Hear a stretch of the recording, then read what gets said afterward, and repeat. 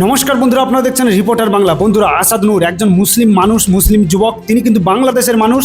তিনি যে ভিডিওগুলো বানান আমরা মূলত দেখে থাকি যে তিনি কিন্তু বাংলাদেশের যারা হিন্দুরা রয়েছেন এবং যারা ভারতবর্ষের হিন্দুরা রয়েছেন তাদের পক্ষেই তিনি কথা বলেন। কেন বলেন?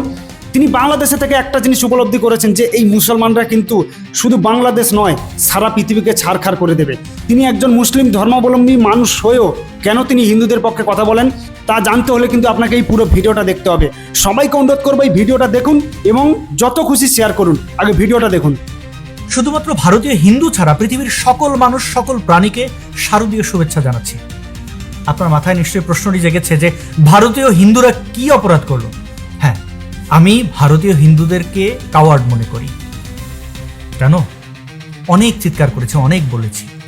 বাংলাদেশে 2021 সালে শারদীয় উৎসব পণ্ড করে দেওয়ার যে মাস্টার মাইন্ড, যে মূল হোতা, জামাইয়ের আদরে ভারত অবস্থান করছে। পশ্চিম বাংলায় তাকে রাজারহাট থানা পুলিশ এক রাতের জন্য থানায় রেখেছিল, পরে দিল্লির নির্দেশে তাকে ছেড়ে দেওয়া হয়েছে। দিল্লিতে কয়েকদিন তাকে জামাইয়ের আদর শেষে আবার পশ্চিমবাংলায় পাঠানো হয়েছে।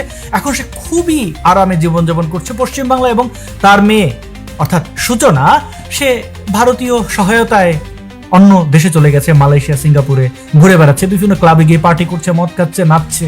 সকল ভিডিও ফুটেজ তো আমার কাছে আসে, দেখি।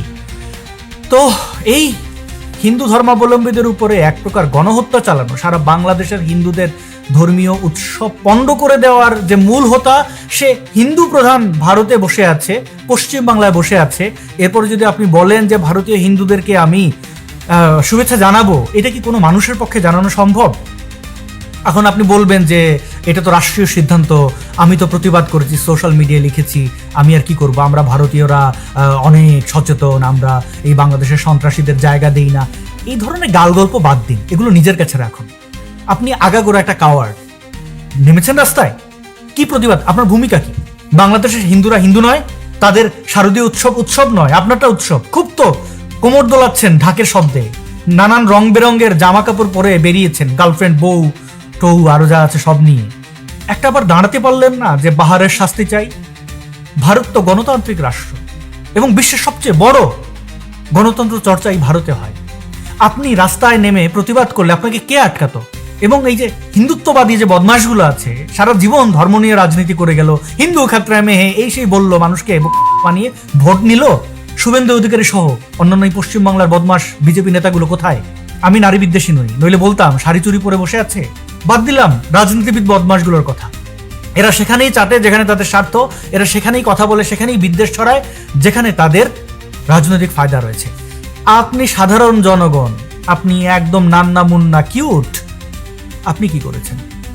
এইভাবে পুরো বাংলাদেশে তাণ্ডব চালানো ব্যক্তিটি আপনাদের দেশে বসে আছে। হ্যাঁ, আপনাদের অনেকেই মনে করেন যে বাহার তো আপনাদের দেবতা, একজন কল্কি অবতার, তার তো কোনো ভুল ত্রুটি নেই, কুমিল্লার ঘটনায় কে কি করেছে তা দিয়ে আপনার কি? আমি অনেক লাইভে ভিডিওতে দেখিয়েছি প্রমাণাদি যে কিভাবে সে এই ঘটনা ঘটিয়েছে, কিভাবে সে হিন্দু বিদ্বেষ দেখাতো। মদ মুক্ত পূজা করেন, তাহলে এত মণ্ডপ হবে না, এইটা এত মণ্ডপ হবে না। আমি একটা বাস্তব কথা বললাম, ভিতরটা কইলাম, মদ মুক্ত রাখেন কি নাই, গ্যারান্টি দিবেন কে? কে আমার লোক? আমি ধরাই দিলে আপনারা বলেন আমাকে যে ধরেন, আপনি বাহার ভাই, আমি ধরাবো? হ্যাঁ,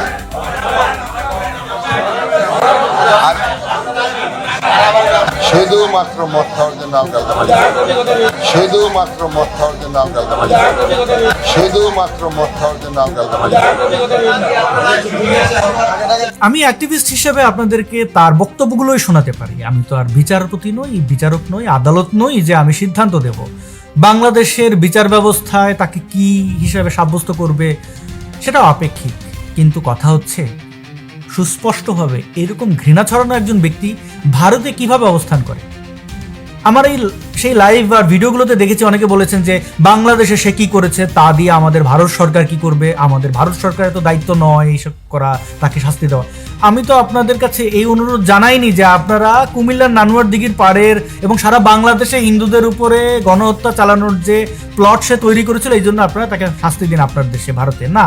সে ভারতে অবৈধ অনুপ্রবেশ করেছে, তার পাসপোর্ট ছিল রেড, যেটি ডিপ্লোম্যাটদের দেওয়া হয়, এবং সেটি বাতিল হয়ে গেছে। তার পাসপোর্টই অবৈধ এবং সে বৈধভাবে ভারতে ঢোকেনি।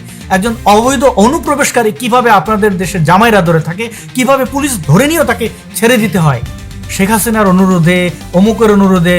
আরে ভাই, অনুরোধ বাদ, একজন সন্ত্রাসী কি অবস্থানে থাকবে, তার ইমিগ্রেশনের স্ট্যাটাস ভারতে কি হবে, সেটা তো মানে এইভাবে নির্ধারণ করতে পারে না।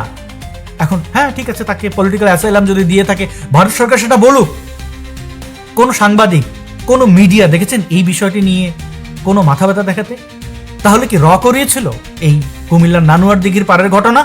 মানে লুকোতে চাইছে কেন? ঘটনাটা কি? সাবেক পররাষ্ট্রমন্ত্রী, তথ্যমন্ত্রী হাসান মাহমুদের ভাই এরশাদ মাহমুদ পুরো বাংলাদেশের বৌদ্ধ ধর্মাবলম্বীদের সাথে কি করেছে? আপনারা জ্ঞান শরণ মহারণ্য দখল করে নেওয়া, সেটিকে মাটির সাথে মিশিয়ে দেওয়া, বৌদ্ধবিক্ষু শরণাঙ্কর থেরকে বিতাড়িত করা বাংলাদেশ থেকে, এইসব থেকে জানেন তো। তার ভাই এরশাদ মাহমুদ যেই কাজটি করেছে এবং হাসান মাহমুদ তার ক্ষমতার অপব্যবহার করে যার এই অপরাধকে সমর্থন জুগিয়ে গেছে, সেই বাহার এবং সেই এরশাদ মাহমুদ দুইজনই তো কলকাতায়। শারদীয় উৎসব নিয়ে যেটা শুরুতে বললাম, আপনারা এবার নিজের বিবেকের সাথে একটু মিলিয়ে নিন।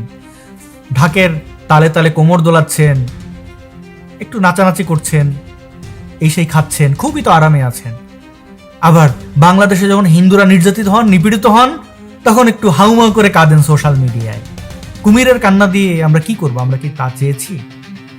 বাংলাদেশের মুসলমানরা ফিলিস্তিনে কি হচ্ছে এই নিয়ে কাঁদেন, পাকিস্তানে কি হচ্ছে এই নিয়ে কাঁদেন, ভারতের মুসলমানরা কি অবস্থায় আছেন এই নিয়ে শুধু কাঁদেনই না, পারলে বোমা মারবে।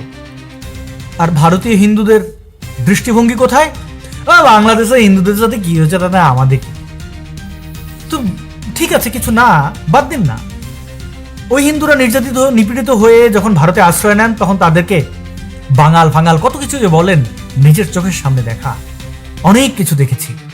এই ঘৃণা বিদ্বেষ আপনাদের এই অধপতনের মূল কারণ। ভারত টুকরো হয়েছে এই উদাসীনতার কারণে। আপনি ব্রাহ্মণ, এই সেই, আপনার জাতপাত, আপনার এই স্ট্যাটাস নিয়ে ব্যস্ত।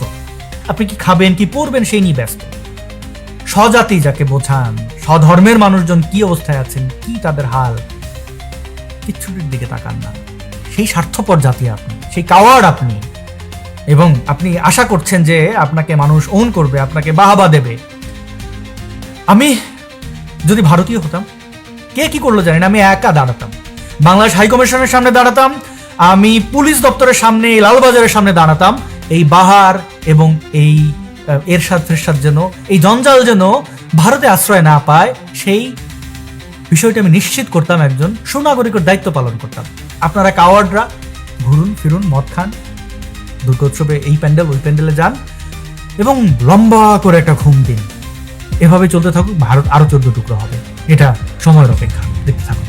তো বন্ধুরা, আপনারা ভিডিওটা দেখলেন, কি বুঝতে পারলেন? সত্যি হিন্দুদের অবস্থা কিন্তু খুব খারাপ থেকে খারাপ হচ্ছে। এবং তিনি বললেন ভিডিওর প্রথমে যে ভারতের হিন্দুরা হচ্ছে কাওয়ার্ড, মানে ভীতু।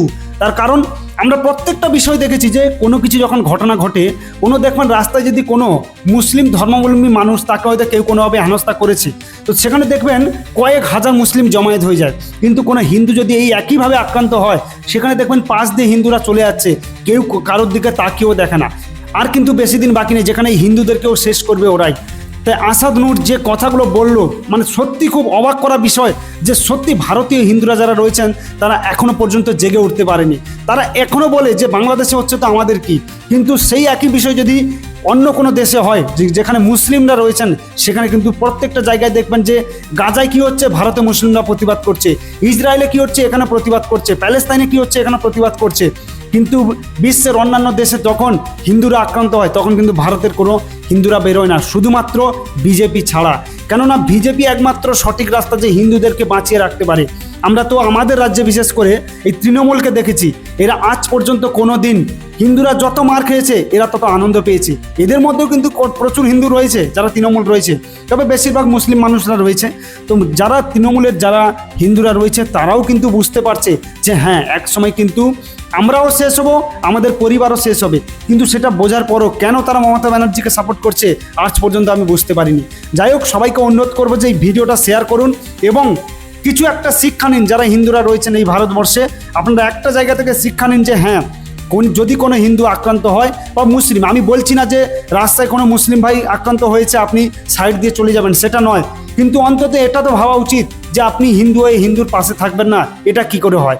সবাইকে অনুরোধ করব যে ভিডিওটি অবশ্যই শেয়ার করুন এবং যদি কিছু বলার থাকে অবশ্যই কমেন্ট করে বলুন।